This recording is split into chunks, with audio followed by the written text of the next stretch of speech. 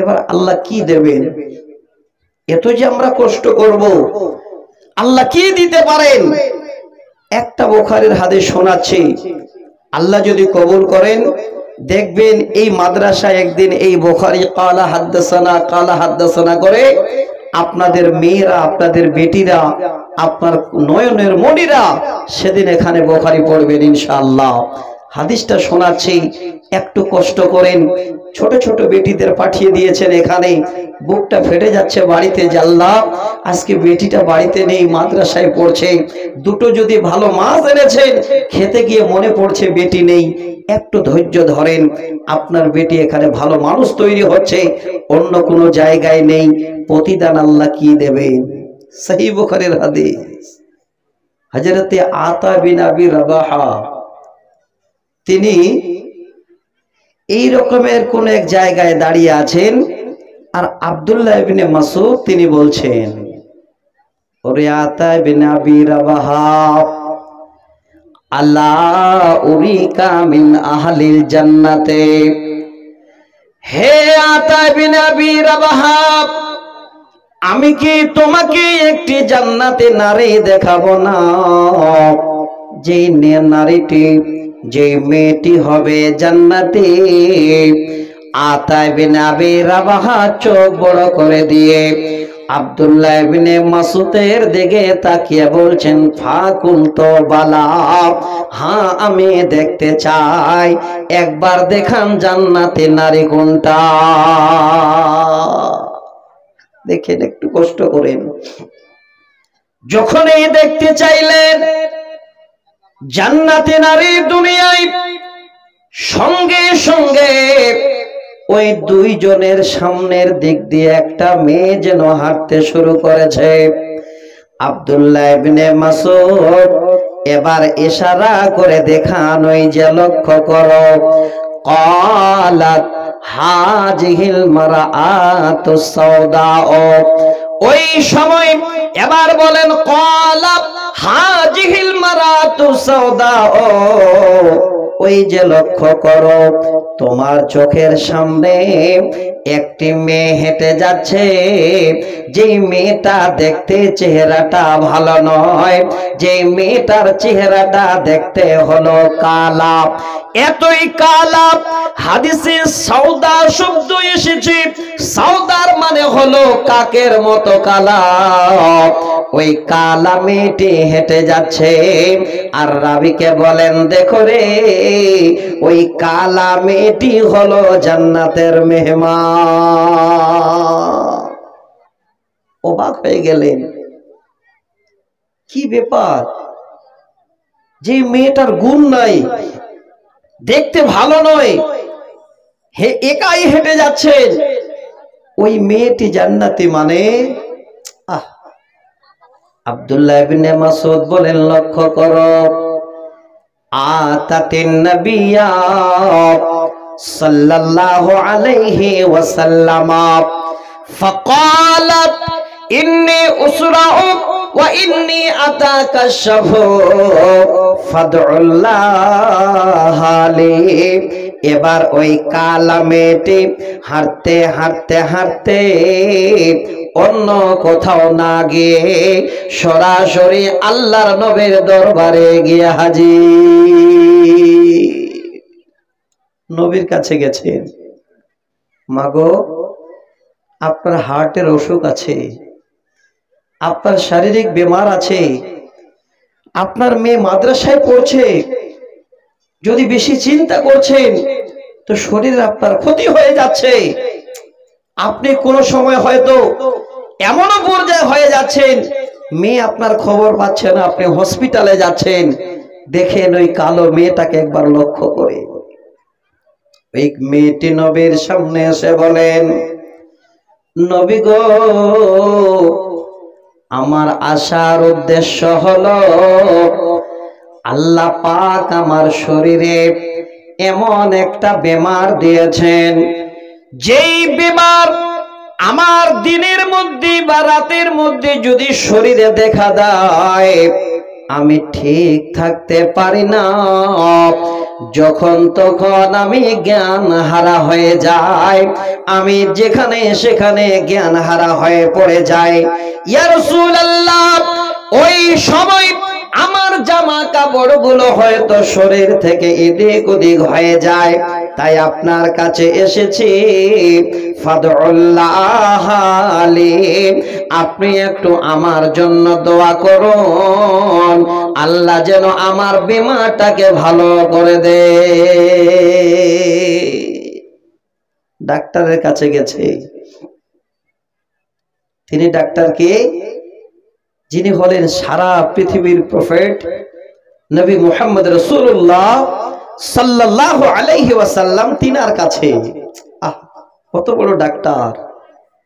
উনি তখন মেয়েটাকে দাঁড় করিয়ে পরামর্শ দিচ্ছেন, আল্লাহর বান্দি, খুব ভালো কথা, আমার কাছে এসেছো আমার কাছে এই উদ্দেশ্যে নিয়ে যে তোমার বেমার যেন ভালো হয়ে যায়, তার জন্য এসেছ।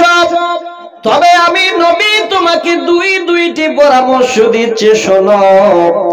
ক্বালা ইনসিতে ওয়া সাবারতে ওয়া লাকিল জান্নাত, যদি তুমি আমার প্রথম এই পরামর্শটা মেনে নাও, আজকে আল্লাহ তোমাকে একটা বেমার দিয়েছেন, আর এই বেমারটা যখন তোমার শরীরে দেখা দেয়, তুমি জ্ঞান হারা হয়ে পড়ো, জামা কাপড় দিক উদিক হয়ে যায়, তুমি জানতে পারো না।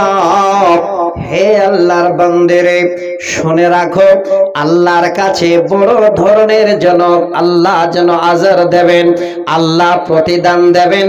আল্লাহ বলেছেন, ওয়াসাবিরিনা ওয়াসাবিরাত, ওই বান্দা বান্দীদের আল্লাহ যেন সেদিন মহা প্রতিদান দেবেন। হে আল্লাহর বান্দী, আজকের দিনে তুমি যদি একটু কষ্ট করে মাথা পেতে মেনে নাও, তোমার আধা বয়স পার হয়ে গেছে, আর একটু যদি কষ্ট করে এই বেমারটাকে মাথায় রেখে তুমি যদি জীবন যাপন করে চলে যেতে পারো, এর বিনিময় আল্লাহর কাছে তোমার প্রতিদান হলো জান্নাত। আল্লাহ তোমাকে তিনার জান্নাত দেবে। এটা প্রথম পরামর্শ। দ্বিতীয় পরামর্শ হলো, ওয়া ইন শিতা আইওয়াফিয়াকে, ওরে আল্লাহর বান্দী, আর যদি বলো আমি নবী তোমার জন্য দোয়া করব, হয়তো তোমার বাদাওলাতে তোমার বেমার ভালো হয়ে যাবে, দুনিয়া তোমার কাছে বড্ড আনন্দের হবে, এই দুনিয়াতে তুমি ভালো থাকবে। এবার বলো তো শুনে, এই বেমারটাকে মাথা পেতে মেনে নিয়ে এইভাবে আল্লাহর কাছে যদি যাও, তুমি আল্লাহর জান্নাতে যাবে। আর যদি দুনিয়াতে ভালো হয়, তুমি দুনিয়া পছন্দ করো, আল্লাহর জান্নাতে যাওয়ার কোনো গ্যারান্টি থাকবে না। এবার বলো তো, দুইটার মধ্যে কোনটা তুমি আমার পরামর্শ নিতে চাও? মেয়েটি তাড়াতাড়ি দাঁড়িয়ে গেলেন, নিজে নিজে মনের ভিতরে এবার ডিসিশন নিলেন, মনের ভিতরে এবার ইতিকাদ করে নিলেন, এই দুনিয়াটা হলো খেল তামাশার মতো, এখন যদি আমি ভালো হয়ে থাকি, দুনিয়ার মায়ায় পড়ে যায়, এই দুনিয়া আমাকে কিছুই দেবে না, এই সুবর্ণ সুযোগ আমি হাত ছাড়া করব না। নবীকে বলেন, নবী গো, আমার যেন ডিসিশন নেওয়া হয়ে গেছে। ফাকালাত আসবিরু, ওগো আল্লাহর নবী, আমি ধৈর্য ধরব, সবর করব, এই বেমার নিয়ে আমি আল্লাহর কাছে যাব, এর বিনিময়ে যদি জান্নাত পাই, আমি কোনোদিন যেন দুনিয়া পছন্দ করব না। এক বাক্যে আল্লাহ রসুলের সামনে এবার জবান খুলে বলে দিলেন। আল্লাহ রসুল তাকাচ্ছেন, ওই মেয়েটি তখন আল্লাহ রসুলকে দ্বিতীয় প্রশ্ন করছেন, যে মেয়েরা বানাতে পড়ছে, যে বেটিরা আপনাদের বানাতে আছেন, দেখেন আগামী দিনে আল্লাহ তাদের এই জায়গায় পৌঁছে দেবেন নিশ্চিত, ইনশাআল্লাহ। খালে মিলাম আমি আয়াত পড়েছি, অতগুলো কথা আগে বলেছি, বলা যাবে না। একাধ দুটো পয়েন্ট খালে তুলে দেব। ওই মেয়েটি নবীর সামনে দাঁড়িয়ে বলছে, ওগো আল্লাহর নবী, আমি আপনাকে বলছি, আমার জন্য একবার আপনাকে দোয়া করতেই হবে। তবে নবী গো, দোয়াটা আমার বেমার ভালো হয়ে যাওয়ার জন্য হবে না। কি জন্য হবে? ওগো নবীজি, আজকে আমি একটা সাবালিকা নারী, আল্লাহ আমাকে সাবালিকা বানিয়ে দিয়েছেন। আমার চেহারাটা যদি দেখতে কালো, ওগো নবী গো, আমার শরীরে যে বেমার আছে, ওই বেমার যদি চলতে চলতে উঠে যায় আর রাস্তায় যদি আমি পড়ে যাই আর ওই সময় আমি জ্ঞান হারিয়ে ফেলি, আমার মুখ থেকে যদি কাপড় হটে যায়, আমার শরীর থেকে যদি কাপড় সরে যায়, যতগুলো লোকজন যাবে সবাই তারা আমার দিকে তাকাবে আর যাবে। নবী গো, আপনার কাছে এটাই জন্য দোয়া চাই, আল্লাহ আতাকা শাফা, আমার বেমার ভালো হয়ে যাওয়ার জন্য নয়, এই জন্য দোয়া চাই, আমি যখন বেমারে আক্রান্ত হয়ে রাস্তায় পড়ে যাব, আমার অঙ্গ প্রত্যঙ্গ যেন খুলে না যায়, আমার শরীরটা যেন জামা কাপড় দিয়ে ঢাকা থাকে, এই জন্য দোয়া করুন। আল্লাহর নবী এবার মেয়েটির দিকে তাকিয়ে ফাদা আলাহা, আল্লাহর কাছে যেন মন খুলে দোয়া করলেন। কি বুঝতে পারা গেল?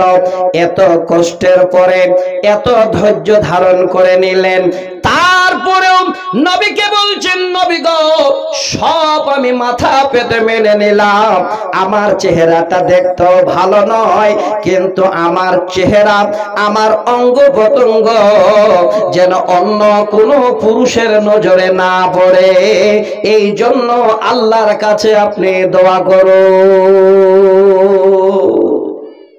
অসুস্থ মেয়ে, যে বেমারটার নাম হলো মির্গি বেমার।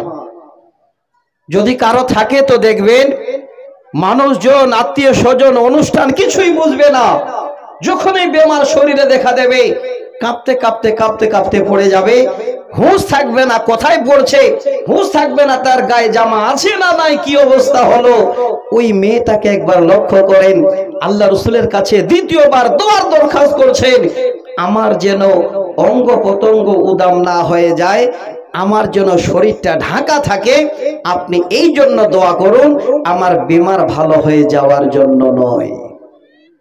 আজকে ছোট বাচ্চাদের দেখেন, ছোট ছোট মেয়েদের দেখেন, এই বানাতে যারা পড়ছে, যখনই তারা বের হচ্ছে, চোখের সামনে যখনই ওস্তাদের দেখছেন, আসসালামু আলাইকুম, বাড়ি যাচ্ছেন, সুন্দর করে হিজাব পরে, কি সুন্দর পোশাক পরে বাড়িতে ঢুকছে, তো আম্মা আসসালামু আলাইকুম, দেখেন পরিবেশটা কত মনোরম তৈরি হয়ে গেছে। কিন্তু শুধু এই রকমের কিছু মায়েদের নিয়ে যে আজকে আমরা এখানে এই রকমের পরিবেশ তৈরি করতে পারবো তা নয়, খোলামেলা মা বোনদের নিয়ে আগে আমাদের ভাবতে হবে। ওই খোলামেলা মা বোনেরা যদি আজকে এই পরিবেশটাকে না তারা বাঁচাতে চায়, তাহলে নিশ্চিত জেনে রাখেন, আগামী দিনে এই রকমের বড় ফিতনা আপনাদের আমাদের পিছনে আসছে। আমি শুরু করলাম কেবল, আজকে আপনারা এসে বসলেন আর আমিও শুরু করলাম, একটু ধৈর্য ধরেন, আমাকে আজকে একটু বলার সুযোগ দেন। অনেকগুলো কথা আমার আজকে বলার আছে, ইনশাআল্লাহ আপনাদের সামনে বলবো, আরো বেশি এই জন্য বলবো, আনন্দে বলবো যে আমার বন্ধুবর কারি রমজান সাহেব আমার একদম খুব কাছের মানুষ, এত আমার প্রিয় বন্ধু, আজকে আমি চাইছি এই রকমের একটা লোকের মাধ্যম দিয়ে এই প্রতিষ্ঠান আগামী দিনে বড় হোক, এলাকার সমস্ত মেয়েরা তারা যেন এই শিক্ষা নিয়ে নিজের জীবনটাকে দুনিয়াতে হেফাজতে রেখে পরকালে যেন আল্লাহর জান্নাতে যেতে পারেন। জানি, হ্যাঁ, একদম একদম একদম আমি তৈরি আছি। না রে বন্ধু, আমি দিচ্ছি, আমি আগেই দিয়ে দিতাম ওনাকে। আমি জানি তো ভাইয়ের সঙ্গে আমার মোলাকাত হয়েছে। যাক ভাই, আমরা তো আছি অনেক সময়ের জন্য, সারা রাত। ওনারা ব্যস্ত মানুষ, এটা আমরা সবাই জানি। তো আপনাদের নিশ্চয়ই ভালোবাসেন, তাই শত ব্যস্ততা ছেড়ে দিয়ে আজকে আপনাদের সামনে একটু কিছু কথা বলবেন। আপনাদের সঙ্গে মোলাকাত করতে এসেছেন আমাদের মেহমান। একটু 5টা মিনিট বা আরো যদি সময় নেন অসুবিধা নেই, আমি আছি। ওনারা একটু কথা বলবেন, দয়া করে কিছুটা সময় আপনারা ওনাদের পিছনে দিন। আলহামদুলিল্লাহ। দেন, এটাতে দেবেন। আচ্ছা দেন। अच्छा, अस्सलाम वालेकुम रहमतुल्लाहि व बरकातुहू। आज हम बहुत बड़ी खुशी और मुसर्रत के वक्त को बिता रहे हैं और हमारी इस घड़ी बहुत ही इस नाहिए से भी पुरमुसर्रत और खुश आयंद है कि आज के इस स्टेज में हम जिस शख्सियत को देख रहे हैं ये साबिक एमएलए अली इमरान रमज़ साहब है, जो हम लोग आप और सब कोई उनको जानते हैं, पहचानते हैं। ज़्यादा वक्त ना लेते हुए मैं सिर्फ एक शेर के साथ मैं शेख को दावत दूंगा। ख्वाहिश से नहीं गिरते फल झोली में, ख्वाहिश से नहीं गिरते फल झोली में, वक्त की शाख को मेरे दोस्त हिलाना होगा, वक्त की शाख को मेरे दोस्त हिलाना होगा। कुछ नहीं होगा अंधेरों को बुरा कहने से, कुछ नहीं होगा अंधेरों को बुरा कहने से, अपने हिस्से का दिया खुद ही जलाना होगा। हमारे जनाब अली इमरान रम्ज़ इस हिस्से को जलाने के लिए हमारे सामने मौजूद है। ये हिस्सा जलाना एक ही इंसान के लिए काफी नहीं है, बल्कि उनके पीछे हमारी मेहनत की भी जरूरत है, हमारी लगन की भी जरूरत है, हमारी मोहब्बत की भी जरूरत है और बहुत सारे ताउन की भी जरूरत है। मैं अब आपके सामने बहुत ही कीमती नसीहाना, फसीहाना, बलिगाना और कुछ नसीहाना अल्फाज आपको आपके साबिक एमएलए बताएंगे। आप हजरात जो भी जहां खड़े हैं एकदम मिलजुल कर बैठे और बगौर समात फरमाएं।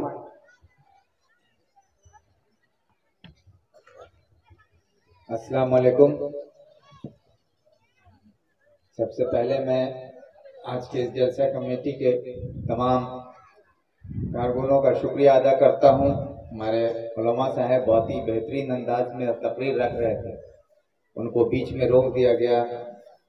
आप लोगों के सामने चंद बातें कहने का मौका देने के लिए, इसके लिए मैं हमारे जनाब उलमा साहब से मैं माफ़ी का दरख्वास्त करता हूं। जलसे में हम लोग आते हैं उलमाओं की तकरीर सुनने और दीन और हदीस की बातों को, उनकी गहराइयों को समझने के लिए। लेकिन मैं भी इस्लाम से ताल्लुकात रखता हूँ। कुरान शरीफ मैंने भी पढ़ी है। कुरान शरीफ की जो पहली आयत है इकरा, इकरा के मायने हैं पढ़, इकरा के मायने हैं पढ़। लेकिन अगर हम ये देखें कि इस्लाम की जो सबसे मुक़द्दस किताब है कुरान शरीफ, जिसकी पहली आयत इकरा है और इकरा के मायने हैं पढ़, वो पढ़ने की हिदायत करती है कि हम जो इस्लाम के मानने वाले हैं, हमको पढ़ने के लिए कुरान शरीफ की पहली आयत नहीं कहा गया है। लेकिन आज अफसोस के साथ अगर हम ये देखें पूरे मुल्क की तरफ, तो आज सबसे ज़्यादा तालीम से दूर, पढ़ाई से दूर आज इस्लाम के मानने वाले हम मुसलमान लोग हैं। जो तालीम से हमारा वास्ता बहुत कम है। जितनी हमारी तादाद या आबादी है उसके मुकाबले हम तालीम से कम वास्ता रखते हैं। और इस दूरी को कम करने के लिए आज जो यहाँ गोदा सिवल में जो बच्चों के लिए जो मदरसा के नाम पर ये जलसा किया जा रहा है, हमारे बच्चियों को, हमारे बच्चों को जो दीनी तालीम देने का काम हमारे उलमा हमारे यहाँ जो कर रहे हैं, ये बहुत ही पाक और मुक़द्दस काम को अंजाम देने की कोशिश कर रहे हैं। और हम सब खुशनसीब हैं जो उसका एक हिस्सा बनने का मौका हम लोगों को मिला इस जलसे के जरिए। इसलिए मेरी ये आप सबसे ये दरख्वास्त है कि हम सब अपने बच्चों को दीनी तालीम के साथ साथ दुनियावी तालीम से जोड़ने की हमें ज़रूरत है। दीनी तालीम इसलिए ज़रूरी है कि अगर हमारे बच्चे हमारे दीन और इस्लाम को जानेंगे तो उनसे कोई गलत काम कोई करा नहीं सकेगा, दीन और हदीस के नाम पर उनको वरगला नहीं सकेगा। और बच्चे अगर दीन की तालीम हो तो दुनियावी तालीम में भी उनको कामयाबी हासिल होगी, ये भी इंशाअल्लाह हम लोग उम्मीद करते हैं। और इसके साथ मुझे एक बात मैं हर जलसे में रखता हूँ कि हम लोग इस्लाम के मानने वाले हैं, मुक़द्दस कुरान ने हमें हराम और हलाल की जो है में जो क्या फ़र्क है उसके बारे में भी हमको बताया। इस्लाम ही एक ऐसी मुक़द्दस किताब कुरान शरीफ है जिसमें कि हराम और हलाल का जो फ़र्क है वो बताया जाता है। और हम लोगों को इसके लिए कोशिश करनी चाहिए कि हम हराम की किसी भी तरह की चीज़ों से या कोई हरकतों से दूर रहें। मैं एक चीज़ का सिर्फ मिसाल देना चाहता हूँ, क्योंकि मैं इलाके में घूमता हूँ, अपने नौजवान साथियों से भाइयों से मिलता हूँ, तो बहुत ही अफसोस होता है। और आज मेरी बात से आप यहाँ बैठे कोई भी अपने सीने पर हाथ रखकर इनकार नहीं कर सकते कि हम में से शायद ही ऐसा कोई परिवार बचा हुआ है जिसके परिवार में कोई एक शख्स शराब ना पीता। चाहे हम बाप पीता है, या तो बेटा पीता है, या तो भाई पीता है, या तो भतीजा पीता है, या तो चचा पीता है, कोई ना कोई आज इस शराब की लत में मुब्तला है। और हम अपनी बच्चियों को जब इस मदरसे में तालीम के लिए भेजते हैं, हमारी बच्ची यहाँ पर दीन और इस्लाम की बातें सीखती हैं और कल यहाँ से हाफिज कुरान होकर जब वो फारिग होंगी और उस बच्ची का बाप अगर शराबी होगा, उस बच्ची का भाई अगर शराबी होगा, उस बच्ची का चाचा शराबी होगा, उस बच्ची का और कोई रिश्तेदार शराबी होगा, तो वे सोचिए कि उस बच्ची को जिसको हम लोगों ने यहाँ तालीम दी है, जो तरबियत दी है, जो हमारे उलमा ने उनको जो सीख दी है, वो बच्ची जब साथ तालीम याफ्ता होकर समाज में लौटेगी, कल उसकी शादी होगी तो हमारे इसी समाज में उसकी शादी होगी। और जिस घर में वो जाएगी उस घर में अगर कोई शराबी हो तो उसके साथ क्या बीतेगी उस वक्त। और उस घर में उस बच्ची को जो दीन इस्लाम की तरबियत दी गई है, उस बच्ची के साथ भी जुल्म होगा।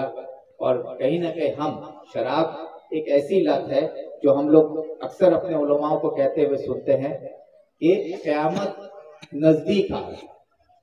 क़यामत के नज़दीक आने का जो आसार है ना, उसकी शुरुआत कई तरीके से हो, उसमें एक शराब की लत भी है। जो शराब हमको हराम हलाल की तमीज़ से दूर कर रही है, माँ बेटी और बीवी में क्या फ़र्क है उससे भी हमको दूर कर रही है। हम माँ और बेटी और बीवी में फ़र्क करना भूल जाएंगे, हमारी हालत जानवरों जैसी हो जाएगी। और ये अलामत जो है ये क़यामत की तरफ ले जाने का एक शुरुआत होता है। इसलिए मैं इलाके को घूम रहा हूँ और मैं अफसोस के साथ कहता हूँ कि मैं एक सियासी रहबर होने के साथ साथ इसी समाज में आपके बीच में पला बड़ा आप ही में से एक हूँ। और जब मैं देखता हूँ कि हमारा भाई, हमारा भतीजा, हमारा नौजवान समाज आज शराब में मुब्तला होकर अपनी जिंदगी को बर्बाद करने के साथ साथ इस समाज को, अपने घर को, अपने परिवार को, सब कुछ बर्बाद हो रहा है, तो इसको रोकने की कोशिश मैं करता हूँ। लेकिन मैं जिस मंच पे खड़ा होकर बोलता हूँ वहाँ शायद ये बोलने की का जगह नहीं, लेकिन इस मंच पे मुझे ये यकीन है कि यहाँ पर हम सब इस्लाम के मानने वाले लोग हैं और हमारे उलमा जो हमें दीन इस्लाम की हिदायत करते हैं, हज़रत सल्लल्लाहु अलैहि वसल्लम की बात करते हैं, सुन्नत रसूल की बात करते हैं, तो यहाँ पे हम सब इस्लाम के मानने वाले हैं, सुन्नत रसूल को मानकर चलने के लिए तैयार हैं। तो अगर यहाँ पर इस मंच में आज हम अहद करें कि आज जी हम तौबा करेंगे अपनी तमाम बुराइयों से और कल से हम इन बुराइयों से हमारा कोई नाता नहीं रहेगा, तो यकीन मानिए ये जलसा कामयाब रहेगा, ये जलसा कामयाब रहेगा इंशाअल्लाह। और ये कहना चाहूँगा एक शेर के साथ कि सोचा कि ये कर लेंगे तौबा एक दिन, सोचा कि कर लेंगे तौबा एक दिन, तौबा रह गई और हम चले गए। ऐसा नहीं हो कि तौबा हम कर ही नहीं पाए और हम रुखसत हो जाए। इसलिए आप सबसे मेरा ये अपील है इस बात पर गौर कीजिएगा। और शायद थोड़ा सा वक्त ज्यादा ले लिया, उसके लिए मैं माफी चाहता हूँ। आपसे बहुत शुक्रिया अदा करते हुए ये अपनी बात यहीं खत्म करता हूँ। अस्सलाम वालेकुम। अल्हम्दुलिल्लाह, अल्हम्दुलिल्लाह, बहुत बहुत शुक्रिया। माशाल्लाह, बहुत ही कीमती और बहुत ही नसीहाना अंदाज में आपको इस्लाम की बातें बताई हैं। वक्त की किल्लत है, वरना हम बहुत कुछ आपसे सीख सकते हैं और बहुत ही कलिमात आपको जो बताए हैं। अल्लाह ताला से दुआ है कि अल्लाह ताला हमें उन चीज़ों से और उन नापाक चीज़ों से दूर रखे। आमीन। अस्सलाम वालेकुम। ভাই সকল, আমার এমএলএ ভাই যে কথাগুলো বললেন, তিনজন বক্তার বক্তব্য উনি কয়েক মিনিটে কিন্তু করে দিলেন। আসলে মেন যেটা আমাদের খারাপই উনি ঠিক তুলে ধরেছেন। আল্লাহ দিয়েছেন ওনার দ্বারাই যেন আমাদের এই সমস্ত দিনই কাজগুলো হয়। পড়ুন আল্লাহুম্মা আমিন। আচ্ছা ভাই, জায়গা কিন্তু অনেক ফাঁকা আছে। আপনারা চারিদিকে যেভাবে দাঁড়িয়ে আছেন মনে হচ্ছে যে একটু বসলে ভালো হতো। আর যদি বলেন যে না দাঁড়িয়ে শুনবো, তাহলে কিন্তু আমি কাউকে আঘাত দেব না, কষ্ট দেব না, কোনো দুঃখেরও কথা বলবো না। দাঁড়িয়ে শোনেন, যদি আপনার কষ্ট হয় তাহলে বসে যান। যাক, আলহামদুলিল্লাহ। তবে বেশিরভাগই একটা আদব যদি আপনারা মানেন কোরআন হাদিসের, তাহলে যথেষ্ট ভালো হয়। কোরআন হাদিস যদি বসে বসে শোনেন, তাহলে আমার মনে হয় সেটাই শোনা বেশি আমাদের ভালো হবে। একটু বসে যান ভাই। এবার আসি, দেখেন আমি আপনাদের কাছে যে জায়গাটাতে নিয়ে আসলাম, যে আজকে এই রকমের জায়গা থেকে ওই মেয়েগুলো তৈরি হবে, যে মেয়েরা বাবাকে মাকে সালাম দিয়ে দিনের জ্ঞান তারাও কিন্তু মা বাবার সামনে প্রকাশ করবে। কিন্তু দেখা গেল অত্র এলাকায় 1000টা মেয়ে আছে, সাপোজ একটা উদাহরণ দিচ্ছি, আর 300টা মেয়ে এখানে পড়ছে, 700টা কিন্তু খুললাম ঘুরছে। তাহলে জেনে রাখেন, এদের মধ্যে কেউ ফিতনাবাজ, কেউ ফিতনা সৃষ্টি করবে, আবার এদের মধ্যে কেউ দুনিয়ার সব থেকে ভালো জায়গায় পৌঁছে যাবে। আমি হাদিস শোনাচ্ছি আপনাদের, সহিহ বুখারীর হাদিস। আল্লাহ রাসূল ভবিষ্যৎবাণী দিয়ে গেছেন। যেই মা বোনেরা এখানে বসে আছেন, আমি আপনাদের বলবো এই হাদিসটাকে আপনারা দয়া করে একটু মন দিয়ে শোনেন। নিশ্চিত আপনাদের মনে একটা চিন্তা আসবে যে আল্লাহ, আমরা ওই সমস্ত জায়গায় ওই সমস্ত মেয়েদের সামনে যেন আমাদের খাতায় এই নামটা না ওঠে। আল্লাহ রাসূল বলছে, মা তারাকতু বাদি ফিতনাতান আজাররা আলা রিজালি মিনান নিসা। এই প্রথম হাদিসটাকে বুঝাবার জন্য আবার দ্বিতীয় হাদিসটা নিয়ে আসছে। আগের হাদিসে জানলাম আজকের দিনে এই রকমের আল্লাহওয়ালি মেয়ে আছে যারা নিজের অঙ্গ প্রত্যঙ্গ মানুষকে দেখাতে চায় না। যদিও তারা বেমার হয়, অসুস্থ হয়, সব থেকে যদি এই রকমের নিম্নে মানের বংশের হয়, গরিব হয়, তাদের কোনোদিন যেন অঙ্গ প্রত্যঙ্গ মানুষের সামনে প্রকাশ করতে চায় না। কিন্তু বন্ধু, আবার দেখেন এই মায়েদের মধ্যে কিছু কিছু মা আছেন, আল্লাহর নবীর ভবিষ্যৎবাণী তার সঙ্গে তারা যেন সম্পর্ক রেখে দিয়েছে। কি সম্পর্ক? নবী